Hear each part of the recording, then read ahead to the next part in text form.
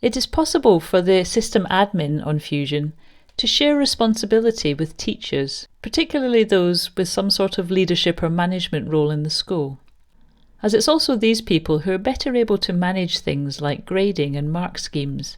So at the moment I'm logged in as a teacher, but I've been given admin manager status.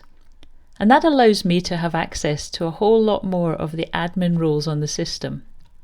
So how do I make a teacher an admin manager? So I'm logged in now as admin.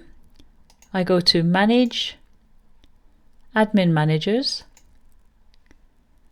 And you can see here on the right, I have a list of the people in the school who are currently admin managers. They have those extra rights and responsibilities.